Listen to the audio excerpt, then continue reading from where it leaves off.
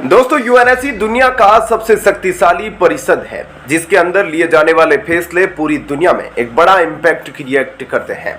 लेकिन क्या होगा अगर इस संगठन की अध्यक्षता पाकिस्तान को दे दी जाए? यकीनन इस कदम का हर भारतीय विरोध करेगा, क्योंकि यह भारत के हित में बिल्कुल भी नहीं होगा। और इस बार यूक्रेन के साथ कुछ ऐसा ही हो गया है जिसके तहत तमाम विरोध और पश्चिमी देशों को एकजुट करने के बावजूद पूरे एक साल बाद यूएनएससी की अध्यक्षता आखिरकार एक ऐसे देश के हाथ में जा चुकी है जिसका यूएनएससी का अध्यक्ष बनते ही यूक्रेन पर गुस्सा फूटा है। आखिरकार कौन सा देश है जिसे पूरे एक साल के इंतजार के बाद यूएनएससी की अध्यक्षता मिल गई है और इसकी वजह से यूक्रेन का गुस्सा फूट पड़ा है? इस बारे में अब आपको थोड़ा विस्तार से बताते हैं। दरअसल दोस्तों, हम रूस की बात कर रहे हैं क्योंकि पूरे एक साल बाद रूस फिर से संयुक्त राष्ट्र सुरक्षा परिषद का अध्यक्ष बन चुका है। यानी रूस के पास एक बार फिर से दुनिया के सबसे शक्तिशाली और महत्वपूर्ण परिषद की कमान आ चुकी है, जिसकी अध्यक्षता स्वीकार करते ही यूक्रेन के लोगों का गुस्सा फूट पड़ा है। यूक्रेन की सरकार पश्चिमी देशों के सामने इस कदम का खुलकर विरोध कर रही है, क्योंकि रूस का यूएनएससी का अध्यक्ष बनने के पहले यूक्रेन ने अपना एड़ी चोटी का जोर लगा दिया था ताकि रूस को इस महत्वपूर्ण संगठन की अध्यक्षता ना मिल सके। लेकिन यूक्रेन की सारी कोशिशें नाकाम रही, जिसके बाद यूक्रेन के विदेश मंत्री दिमित्री कुलेबा ने अपने लोगों को गुस्सा जाहिर करते हुए खुलेआम ही कह दिया कि रूस का यूएनएससी की अध्यक्षता संभावना अंतर्राष्ट्रीय समुदाय के मुंह पर एक तमाचा है, जो यह बात साफ तौर पर दर्शाता है कि यूक्रेन रूस को लेकर आज अपनी पॉलिसी काफी अग्रेसित कर चुका है, जिसके तहत वे नहीं चाहते कि रूस संयुक्त राष्ट्र या किसी भी इंटरनेशनल ऑर्गेनाइजेशन में बड़ी भूमिका निभाए। हालांकि रूस जैसे शक्तिशाली देशों को दरकिनार करना इतना आसान नहीं होगा, क्योंकि रूस यूएनएससी का एक परमानेंट मेंबर भी है। दरअसल यूएनएससी में कुल 15 देश शामिल हैं, जिनमें 5 स्थायी सदस्य तो 10 अस्थायी सदस्य होते हैं, जो कि हर 2 साल के लिए संयुक्त राष्ट्र सुरक्षा परिषद में कुर्सी संभालते हैं। और इन सभी 15 सदस्यों को बारी बारी से 1 महीने के लिए यूएनएससी की अध्यक्षता दी जाती है, ताकि परिषद में शामिल हर देश को अध्यक्षता संभालने का बराबर मौका मिल सके। आपको यह बात जानकर काफी हैरानी होगी कि रूस को आखिरी बार यूएनएससी की अध्यक्षता फरवरी 2022 में मिली थी, और यह ठीक उसी समय था जब यूक्रेन युद्ध की शुरुआत हुई थी, जिसको लेकर आज भी कई विशेषज्ञ मानते हैं कि रूस ने यूक्रेन पर हमला अपनी अध्यक्षता की वजह से किया था, क्योंकि यूएनएससी की अध्यक्षता पास होने की वजह से रूस ने अपनी तरफ आए ज्यादातर प्रस्ताव को खारिज कर दिए, जिसकी वजह से यूनाइटेड नेशन और दूसरे इंटरनेशनल ऑर्गेनाइजेशन में रूस के खिलाफ कोई बड़े कदम नहीं उठाए जा सके। हालांकि अब रूस को साल भर बाद फिर से यूएनएससी की अध्यक्षता मिल चुकी है, इसलिए यूक्रेन के विदेश मंत्री ने अंतर्राष्ट्रीय समुदाय से यह अपील की ताकि सभी देशों के साथ मिलकर ध्यान रख सके कि रूस अपनी अध्यक्षता का दुरुपयोग ना कर पाए। साथ ही यूक्रेन के विदेश मंत्री दिमित्री ने यहां तक कह दिया कि रूस का यूएनएससी में ही रहना गैर कानूनी है, जिसके तहत यूक्रेनियन फॉरेन मिनिस्टर शायद इंटरनेशनल क्रिमिनल कोर्ट का हवाला देना चाहते थे,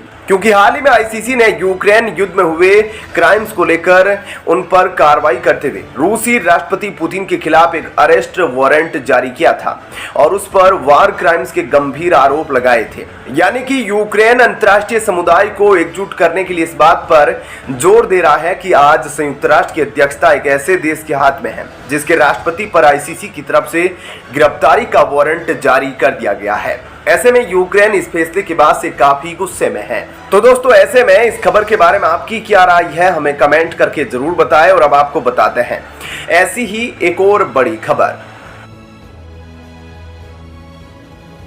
दोस्तों, अब भारतीय रुपये ने सारे रिकॉर्ड तोड़ दिए हैं और रुपए की कामयाबी को देखते हुए यूरोप और अमेरिका जैसे देश भी हैरान हो गए हैं। और भारत ने इस बार काफी बड़ी सफलता हासिल कर ली है, जिसने पूरी दुनिया में भारतीय अर्थव्यवस्था का डंका मचा दिया है। ऐसे में क्या है पूरी खबर और क्या कुछ हुआ है, चलिए इस बारे में आपको थोड़ा विस्तार से इस वीडियो में बताते हैं। दरअसल दोस्तों, हर हफ्ते भारत के फॉरेक्स रिजर्व में एक भारी बढ़ोतरी देखी जा रही है और इस हफ्ते भी नए फाइनेंशियल ईयर की शुरुआत से ठीक पहले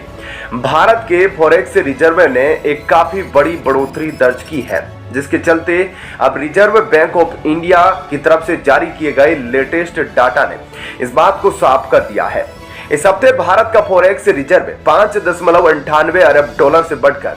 578.78 अरब डॉलर तक पहुंच गया है, जो पिछले हफ्ते के मुकाबले लगभग 6 अरब डॉलर की बढ़ोतरी पर है।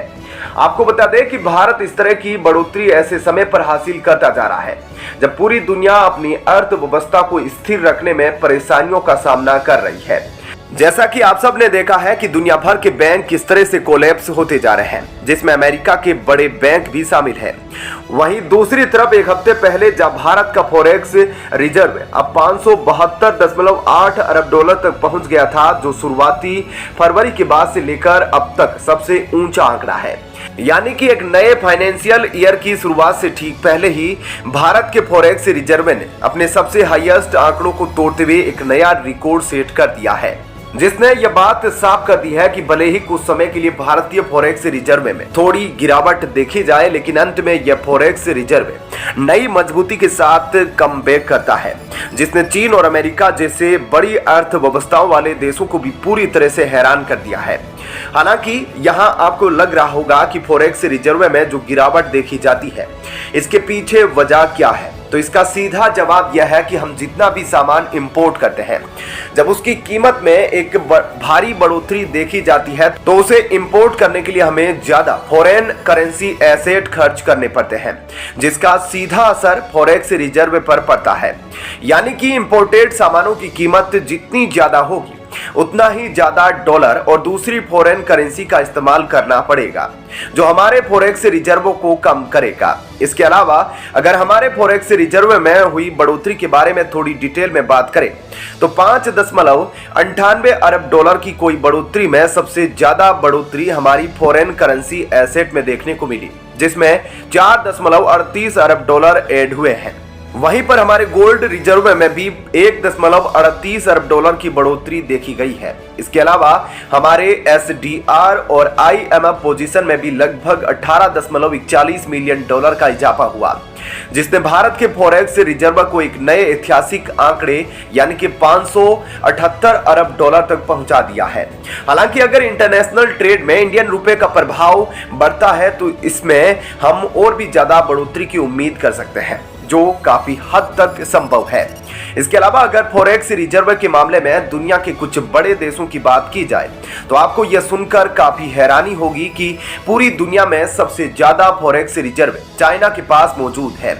जिसके पास भारत की अर्थव्यवस्था से भी ज्यादा यानी कि 3.5 ट्रिलियन डॉलर का फॉरेक्स रिजर्व मौजूद है। हालांकि लेटेस्ट रिपोर्ट के हिसाब से इसमें 51 बिलियन डॉलर की गिरावट आई है। इसके अलावा भारत इस लिस्ट में अभी 5वें स्थान पर है, जबकि अमेरिका इस लिस्ट में टॉप 10 में भी शामिल नहीं है। देखा जाए तो अमेरिका को ज्यादा फॉरेन रिजर्व की जरूरत नहीं पड़ती, क्योंकि US डॉलर में ही इंटरनेशनल ट्रेड किया जाता है, जो कि अमेरिका की खुद की करेंसी है, जिस वजह से अमेरिकन इकोनॉमी सबसे मजबूत मानी जाती है। तो दोस्तों, ऐसे में इस खबर के बारे में आपकी क्या राय है, हमें कमेंट करके जरूर बताइएगा।